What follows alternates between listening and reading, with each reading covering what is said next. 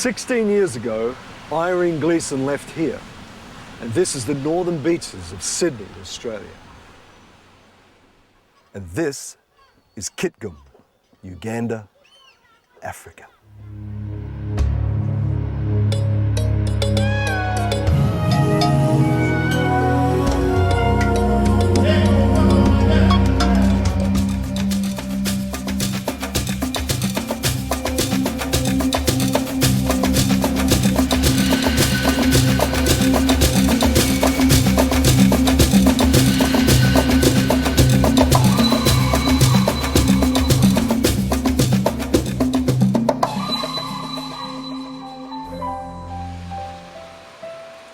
I'm Grant Wendell. I have come to Africa, the land of my birth, to tell the amazing story of how one Australian woman has brought change to an entire generation. My final destination is Kitgum in northern Uganda. About 40 kilometres south of the Sudan border, it's one of the world's most troubled countries.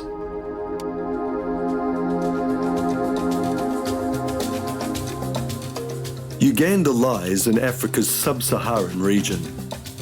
It's a landlocked country situated in the eastern part of Africa, bordering with Kenya to the east, Tanzania and Rwanda to the south, the Democratic Republic of Congo to the west, and Sudan to the north. With a population of 25 million people, Uganda is one of the poorest countries in Africa. An average life expectancy is only 43 years. Two things have all but destroyed the soul of this land, making 2 million children orphans. One is the HIV/AIDS virus. The other is a brutal civil war that has raged for 20 years. The cult-like Lord's Resistance Army, the LRA, has perpetrated massacres and mutilations for nearly 2 decades. The group's leader, Joseph Kony, a self-proclaimed spirit medium, has stated he wants to see the country governed along the lines of the biblical 10 Commandments. Instead, their violence has displaced more than 1.6 million people, and tens of thousands of civilians have been killed or kidnapped. I was abducted. I stayed with them 2 months. And I found my father. They killed him. They beat the head and they cut the necks. These 1.5 million displaced people are forced to live in emergency accommodation centres called IDP camps, internally displaced persons. Yeah, if I compare the life in IDP camp with the usual life, we were still at our village. From the IDP camp, we have a lot of problems. It's also not a place where we are supposed to be. There's no power. Food and water are scarce, and many children are orphans, their parents either murdered or dying of AIDS. There's few mature-aged men or older people. It's as if an entire generation has gone missing. Since August 2006, talks have been underway in Juba, capital of southern Sudan, to end the 20 years of hostilities. But for the 1.5 million peoples displaced, there's little comfort. But in this conflict, it's the children that have paid a terrible price. Many have lost parents. Many more have been abducted by the rebels to be child soldiers and sex slaves. Abduction has long been the LRA leadership's favourite method of recruitment. Most of their fighters were forcibly abducted from their homes when they were children.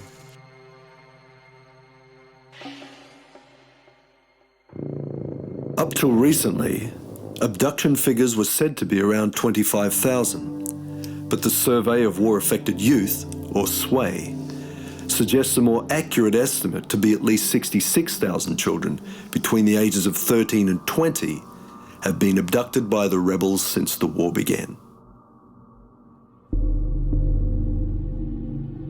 Of these, the SWAY survey also reveals that 78% have witnessed a killing, 63% have received severe beatings, 23% forced to abuse dead bodies. By the time I came back, I found that it's very difficult to eat this meat.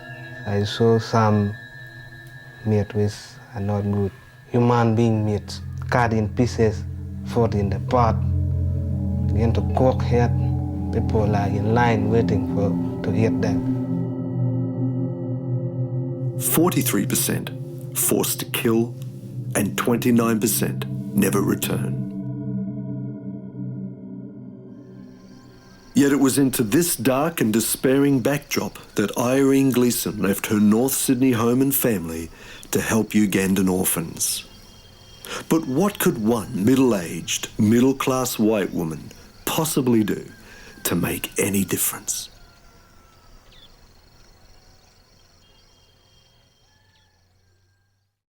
Monotone, like a teacher. All sit up straight, look to the board. Right. Yes, yeah, you're so right. Yeah, I'm a great teacher. I scare the life out of kids. I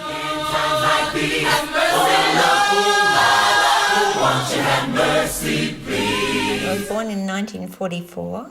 It was the Second World War, and my father was an American sailor.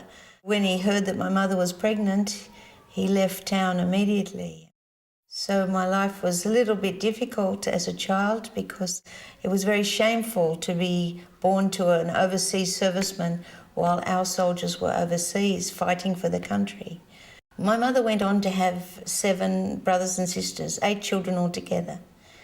And it was difficult times. She had 3 husbands and they left her and left us in quite poverty. And there was a time when I was 15 years old and my mother had died, and I was in church praying about her death on the Saturday afternoon. I was totally alone in the world except for my brothers and sisters and an abusive stepfather. And I heard noises up the back of the church, and I thought, God, surely that isn't what I think it is. And I looked around and some men were bringing in a coffin. I said to God, if that is the coffin of my mother, I'm leaving you. You're useless. And I went up and looked at this very small coffin with my mother's name on it. And I walked out of that church and I said, God, you are useless and I'm going to make my own way in life. And she has a real survivor attitude. She sort of looked after her 7 siblings from age 15 on her own. And even before then, her parents were so sort of dysfunctional that she was taking care of them from a very young age and took care of her family. But it was really a matter of survival for her. Well, I managed to catch a very wonderful catch when I was 16 years old. And we got married and I had 3 children by the time I was 21, and we worked hard and I moved into my own home when I was 21. I cracked up when I was about 35 years old, 36 years old, and I was seeking psychological help, and I was really manic depressive. And the marriage broke down after 20 years. And I found myself like some sort of geriatric disco queen, just haunting the nightclubs and the city bars, trying to find a man that was like a father to me. And I realised there must be something more because I'm going downhill fast.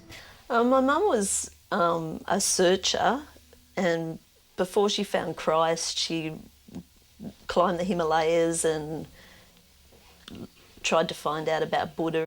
So I started a spiritual search. I did transcendental meditation. I studied Buddhism. I thought, I like this peace and tranquility and becoming the essence of non-being. And then I crawled back to a church and I gave Jesus my life again. Is there anything that we haven't covered? I don't think so. Just the back fillings in my teeth. On that note... We're very glad you got your teeth done. Well, because we've seen you... minus a tooth. Won't you have mercy, please? I visited Africa once in 1988, and then I saw, oh my goodness, the Africans are really suffering. It's a country at war, too much poverty, too much pain. And God began to work in my heart and say, now that your children are growing up, you go to Africa. And I remember fighting with God and saying, but I've got my lovely beach house now, I'm doing well, I've got 13 grandchildren at that time. You know, I'd rather stay here and be a grandmother and enjoy you and enjoy the good things of Australia. It was a shock to the family, and for a long time my other siblings, and I think even I didn't think it was the right idea. I just thought it was one of Mum's big ideas, you know. So it was a very sad and very difficult thing. I sold my house, I sold all my family possessions. I wanted to go somewhere where no one else would go. So I virtually said, I arrived here in Uganda and I said, where is the toughest part? And they said, well, nobody is up in the north and there's still war up on the Sudan border.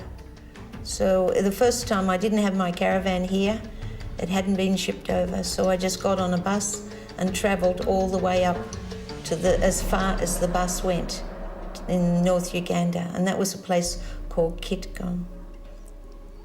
So my caravan eventually came from Australia and I towed it up here, and the council gave me 18 acres of land for an orphan school. So I just towed the caravan into the middle of this 18 acres of bush, scrub. I don't know how I thought I was going to survive. No electricity, no water, no food. And I just parked my caravan under a tree and attempted to live. One of my favourite songs was Shirley Bassey. I have survived, is it? I survived, I will survive, I will survive. Won't you have mercy, please? Yeah, you know, it happened that we couldn't live any longer in our village because of the rebel activity. They were burning houses, killing people, abducting youth of our age, starting from children to maybe the age of 25. They were carrying them into Sudan. So that way we fled into town here and we were put in that concentrated camp. That is the time when there was a lot of killing, a lot of destruction. For instance, cutting the hand, or even cutting this one, or cutting this. With children, they just abduct. They take them.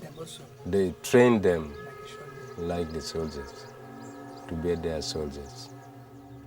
The rebel soldiers of the LRA would attack at night, crashing their way into the village homes of the Acholi people, killing, raping and abducting children. Boys for their army, girls as sex slaves. It happened during night time. They come, they fight. The rebel attacked me. From there, they decided to kill my father. My parents and my father were killed. They took out us. And that's taken by rebel. Out of Childcare Kitgum Servants school, 80% of the children, out of the 7,000 children, they have been abducted by the rebels. I was abducted. They beat me too much, and they even tied me very, very tightly. I did not fear anything, because when they attack you there, you should not fear, or else they will kill you. Even this little one, you look at them, because they see like this little one was even also a very easy children where they can train them to flow with their system. And that was the saddest part of it. Yes, I saw. There are many people has been killed. When I was in the bush, we were forced to kill many people. Yes, they told me to kill one woman, to beat people, to cane people. The image of that woman comes during nighttime. Disturb me, I dream myself during nighttime. They will kill me if I did not kill. Yeah, actually the trauma which I've really noticed so far in working with these children who came back from the rebels, the major one is the time when they start to recall what happened to them. It really does affect them because it destroyed even also their understanding immediately. Dream at night. If I sleep, I start dreaming about those people which they have killed. I start praying God. I go to Sunday every day, praying for God, forgive me. I don't know what I do in the bush. For fear of their lives, the only refuge were makeshift camps set up to provide a means of protection. There are 65 of these camps in northern Uganda, each with over 25,000 people. Primarily from the Acholi people of northern Uganda, these people were herded into these protection sites in an attempt to make them feel secure from the rebel army and to deny them access to supplies and recruits. For 10 years now, these people have suffered the indignity of camp life. So different to traditional homesteads that customary values and social structures have all but disappeared. Prostitution or survival sex has long been a common feature of camp life. According to UNICEF, there are 200,000 people with HIV/AIDS living in the camps. The mother, how did she die? What? The She died with AIDS. She died with AIDS? Sorry. But the baby is strong. Yeah. She died when he was only 2 months. And with little or no access to land or livestock, camp dwellers have become totally dependent upon humanitarian agencies for all their basic needs. So how do you get food for your 4 grandchildren? They're getting only this food from the camp when they are distributed. When does this come? When does the food come? They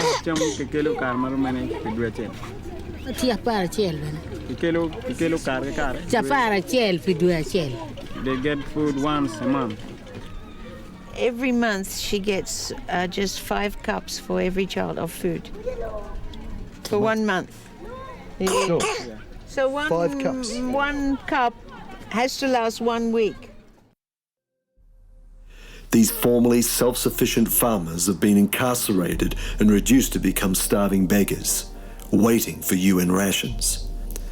The UN reports that 1,000 people per week are dying in IDP camps in northern Uganda. Well, one night at 2 a.m, it was a dark night, and I heard rattling at the door of keys. And I got up and looked through the window, and there were 20 armed thugs there with cartridges around their neck, with bayonets, with guns. And they saw my face, they said, "Open the door, open the door." Then they ran at the door and they started smashing the door in. Their boots were coming through the door. The rifle butts were smashing the windows. Then at least 20 of them just charged in and crammed in. They pushed me back towards the bed. I was on the bed. I thought, now they're going to kill me for sure. And then I remembered the words above my head. And this courage flooded me. And I sat up. I said, "Don't touch me. I belong to God. If you touch me, God will get you." And they all backed off.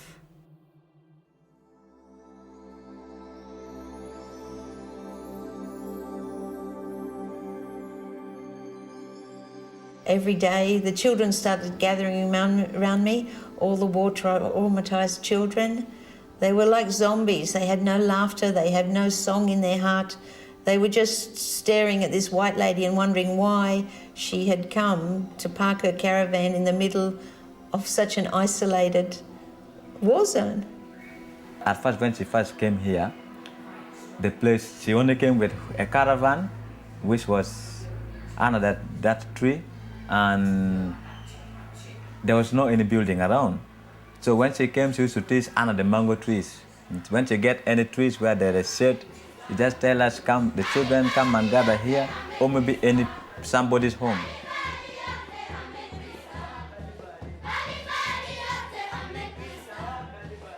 I began to teach them to sing and teach them reading and writing, just writing in the dust. What she does, she helped me as my mother. That is what I know. She took me to school and she cared for me. She gave me some other thing requirement as a mother. Then I saw that they were hungry. I saw them, they were sick with lice and scabies, ringworm, worms in their belly. They were actually a physical mess. So I began to buy tablets, medicine for them, for the malaria. I began to treat them. Then I began to cook tomatoes and beans and maize for them, and I began a feeding program. So it's grown from 50 children.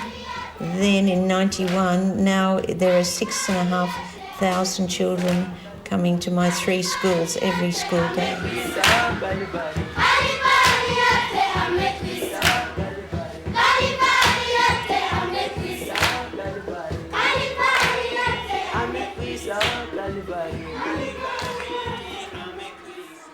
People think that it is glamorous heading up such an expanding project. Do they really? Yeah. Oh.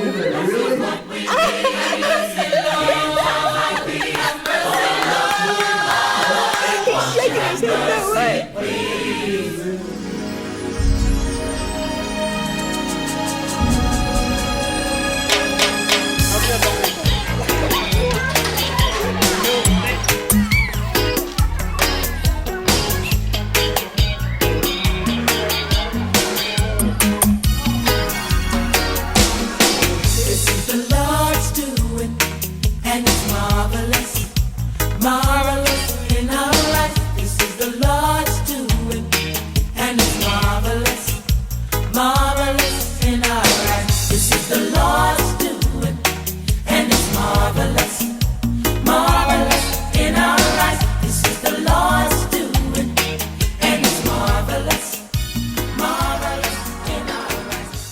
So this is Childcare 18-acre project site where I set up my caravan in 1991.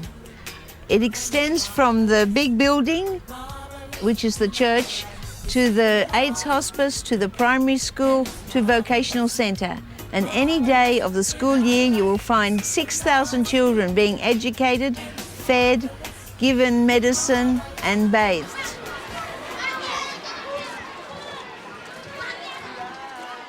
Presently, there are 3 primary schools operating in Kitgum district that are being set up by Childcare, and one in Victory Center with 3,600 pupils. The second primary school is at Amida Camp, which has 1,200 pupils, and the third primary school is at Padibe Camp, which is about to open with 1,500 children. And in all these 3 schools, we provide daily education for the children from primary 1 to primary 7, and we provide feeding daily of breakfast and lunch. And in all the 3 schools, we make sure the children have access to medical care and access to safe water. And daily, there are pastors working within the schools who provide counseling and spiritual guidance for the children as well. I think even when we were in Cambodia, working with orphanages there, the larger orphanages would have 100 orphans as such. But again, most of those, it was just more of the housing. This is what this project makes it quite unique. Not only do you have orphans, like who actually live on the grounds here, as well as accommodating for staff, you've also got a school. So it provides a complete care of the kids here. Well, thousands of children have passed through my school and graduated since 1991.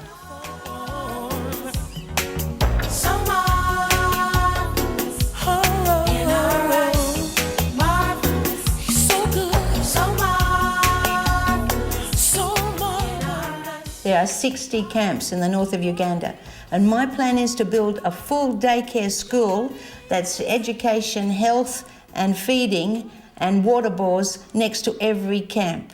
This is another primary school 5 kilometres from Childcare Servants in the middle of Kitgum. One of the goals is to set up primary schools all over the region next to the IDP camps. So there is one just a few hundred metres from here with thousands of people that are staying in that live in that camp. And the children that you see here live there and come here during the day, get fed and educated. There are 1,500 children just in this school alone. It's only been going for 1 year.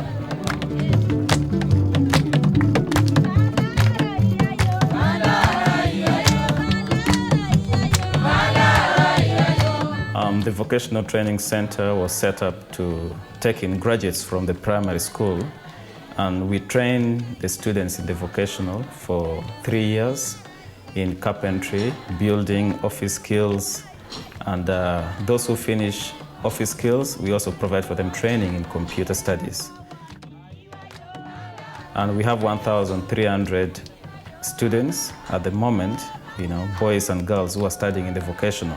Number one, what I see is that all these youth, if this school was not to be here, they would be just people who are remaining in the camps there, not knowing what to do, because there's even no land to go farming because of the insecurity, and they were just there stuck, and there's no money for them to go in the higher school.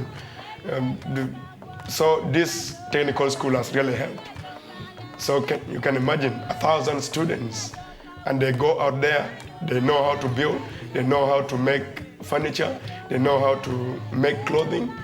And when you move these days in the community, you'll find all of them scattered everywhere. They are doing the work.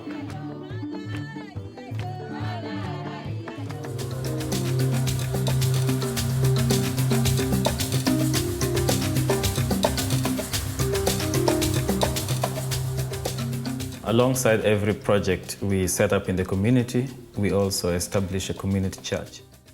They have boards which arrange building widows' houses, counselling formerly abducted children, helping the sick, and a lot of social help. The radio station, since 2001, when it was established, has been very instrumental in transforming the community of Kitgum spiritually, socially, and economically. And through community education, the radio has helped to educate the community. The radio has a coverage of over 150 kilometers, reaching into about 6 towns in northern Uganda, into southern Sudan, with a total listenership of about 1 million people.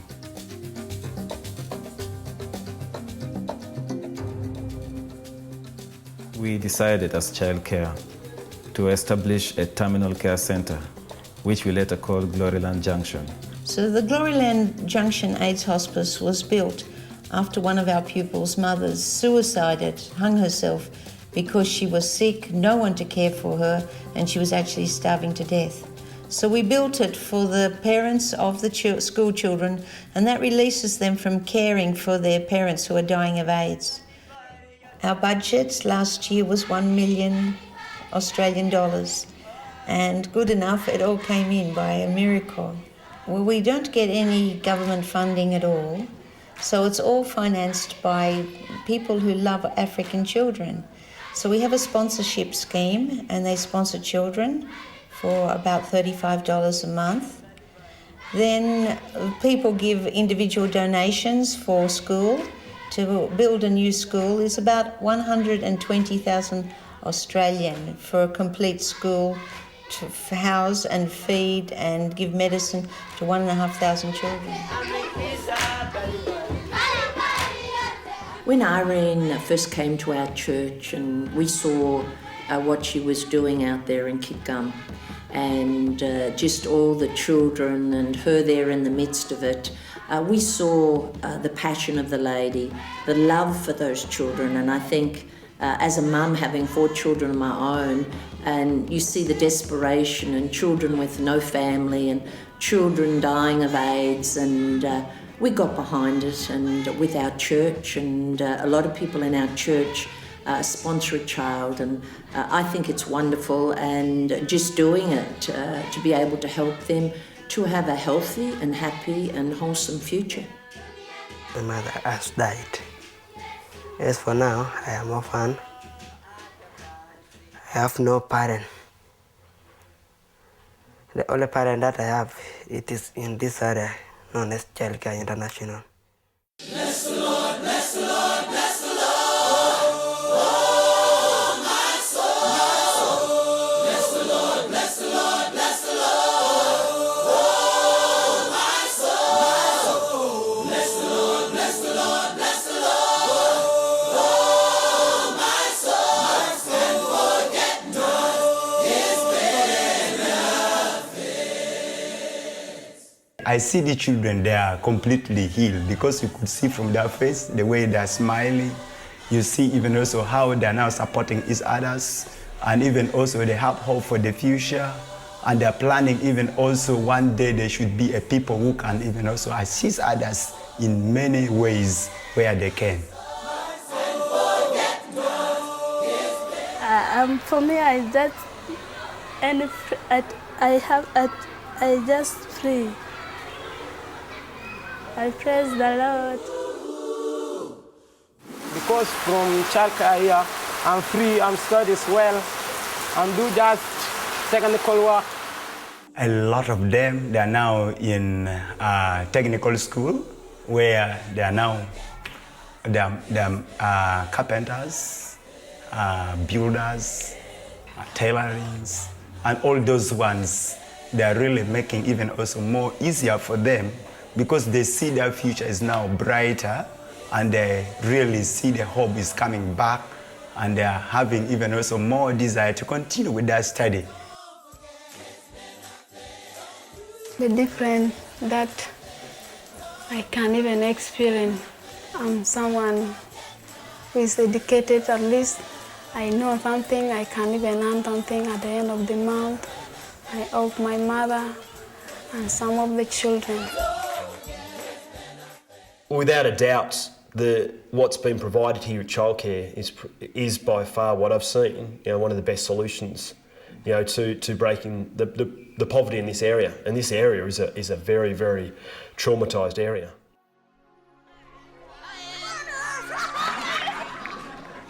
From here, I'm free. Staying here changed my life. What Childcare Kitgum Servants have done is beyond description.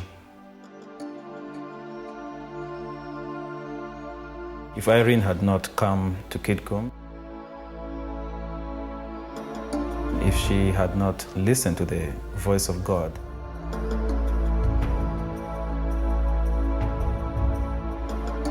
and heeded the call to come and rescue the children of Kitgum, I must say none of this would have happened.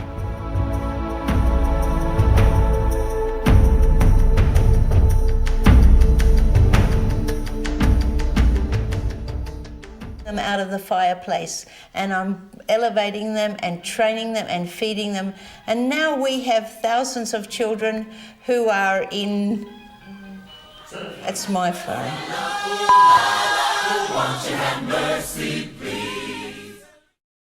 Irene has always been a special person in my heart. I know she's a mother that God has given me, though she's not the natural mother, but she has been a person I call mother in my life. I really don't need to call her a woman. She is my mother. Always just made my eyes open, just made me become somebody. Without her, I cannot look what I am.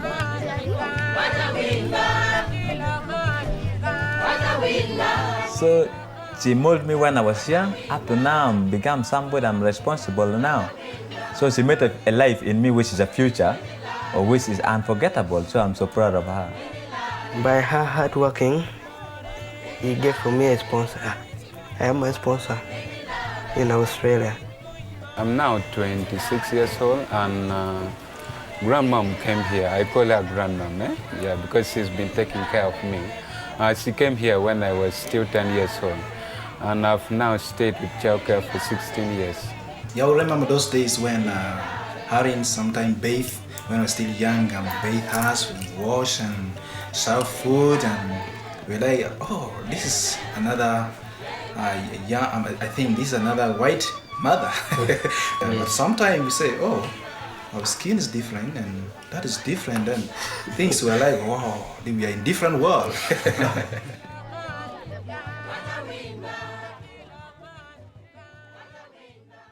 Oh, this annoying man will ring me again. I don't need... African phone calls are terrible. That's one of the hassles. Now, let's get into hassles. Mercy's what we need. Have mercy, Lord. In times like these. Have mercy, Lord.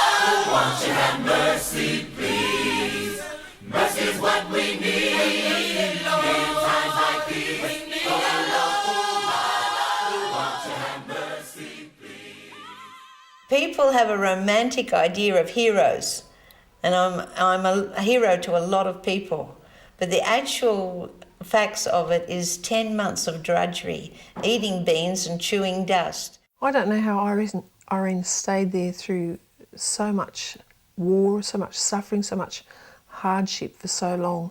I just take my hat off to her. I admire her greatly. She's a woman I greatly respect. She's a little bit like Mother Teresa with attitude. She's been there through war, she's been there through famine, she's been there through abduction, she's been there through her own personal attacks on her own safety, and she's had bayonets popped at her head and guns pulled out on her, and yet she stays. And to me that was the greatest testimony of all, is that she stays when many others, including myself, want to run.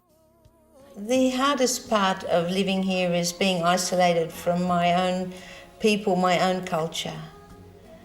When the sun goes down at 7 o'clock, if the solar panels are not working, I light a candle and just sit there, and you can't read even by the light of a candle. And I just sit there, and it reminds me of the scripture which says, I sit alone because God's heavy hand of indignation against injustice is on my shoulder. And I know He has sent me here, and this is my job that I have to do.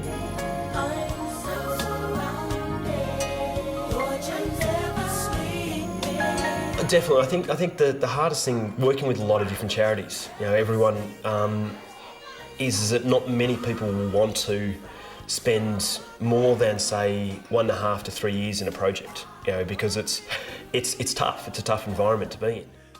When I think of home, I miss my grandchildren. I have 15 beautiful grandchildren, and I haven't been able to put any input into their lives. And they're quite distressed every time I visit and have to come back home. And a lot of my small grandchildren think I live in an aeroplane, and when they see an aeroplane flying over, they say, there goes Grandma. So it's very sad to miss that, but I say to them, well, we'll be together forever in heaven with thousands of African children, but they're not very impressed.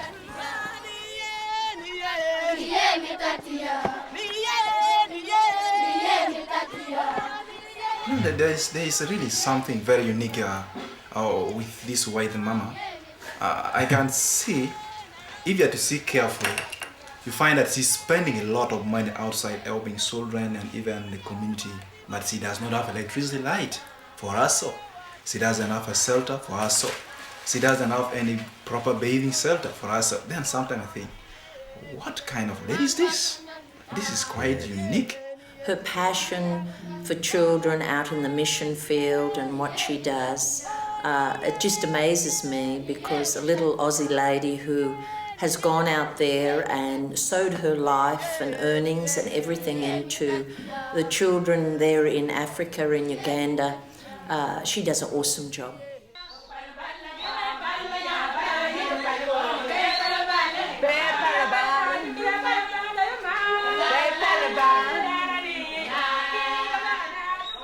It's certainly not my choice to be here in Uganda. In fact, some people say to me, you must love it there.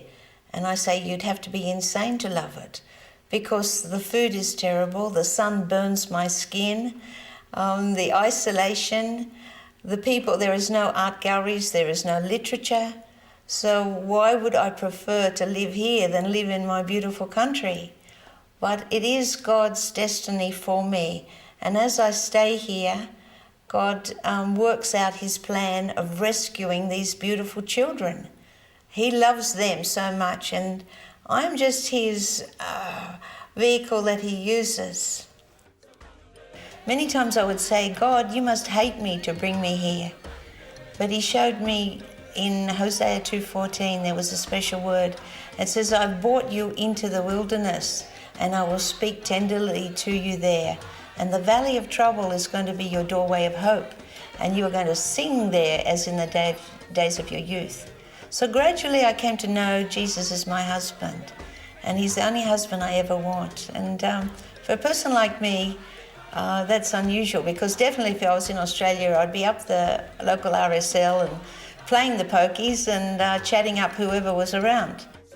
On the other hand, having been stripped of materialism, I'm able to contact God in a moment and feel the fullness of His presence. Surrounded by your love. I'm surrounded, surrounded, surrounded by your love.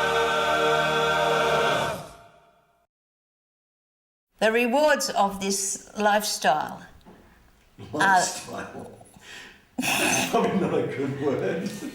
It's not a lifestyle. Well, what is it? It is, man. It's my lifestyle. The rewards are my lifestyle. Won't you have mercy, please? For the continuing work, we need her to be around, because as I've been together with her, I've seen really how she trusts in the Lord. Always, before she does anything, she prays to God, and God gives the direction. And childcare, it is my dream, and it is my hope that we develop it and work together with her. Yeah, she is a wonderful mother. And it is incredible, seeing the 50 original kids, who she used to teach under a tree, to seeing them now. These, at 25, 26 years old, these guys are stronger leaders and managers than what I've seen in Australia, and of people in their 30s and 40s. I think one of the favorite songs was Yes, Jesus Loved Me. I don't know if our boys can go back to that. Love me. Go ahead. Yes, can we try? Like, you sing like, yeah, of course you can. Yes, let's sing like Jesus loves me. Jesus loves me. Jesus loves me. Yes, Jesus loves me. Oh, dance me so. That's how we used to sing. Now, but now, that's our voice is big. That's okay. right. Yes, Jesus loves me. Yes, Jesus loves me. Yes, Jesus loves me. The Bible tells me so. It's overwhelming and seems surreal sometimes when I think about what my mother is doing in Africa with the children, and what's been achieved and how many lives have been saved. But really, I can only bring glory to God. It's really been God's hand over the whole work, and has used such a simple vessel that's just been willing to say, yes, I'll go. The mighty young man. The young lion. These are the young lions of Uganda. These are my bodyguards. Don't touch me. All right, thank you, boys.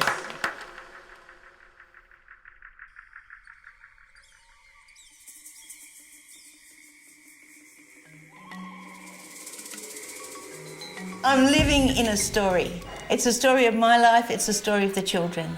These children are Cinderella children. They're totally forgotten. They're here in the back of North Uganda. 2 million people are living in camps, and probably half of those are children. They're totally forgotten, they're war traumatized, they're hungry, they have no future, they have no schooling, no medicine. Life couldn't get more despairing. They're forgotten, they're in the ashes of war, exactly like Cinderella. But I see myself as their fairy godmother. And they call me grandmum. All my homegrown kids call me grandmum. And I've raised them up, and now to see their potential, and now they're healthy, now they're strong, now they've got a future. Thousands have gone through my school as vocational training students.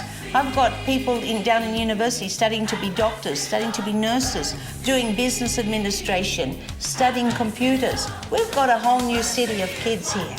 And it's just absolutely wonderful. And they're my Cinderella kids, and I'm their fairy grandmother.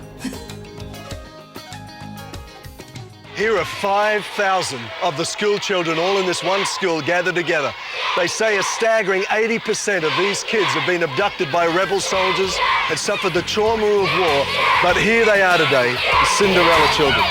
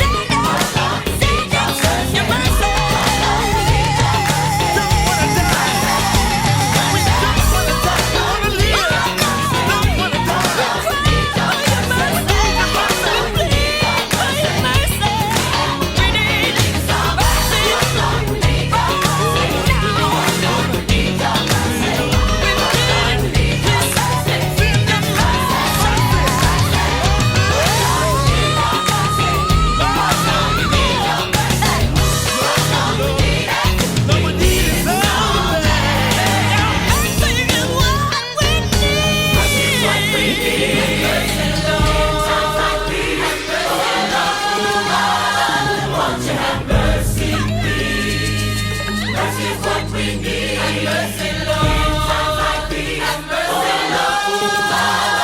Won't you have mercy, please?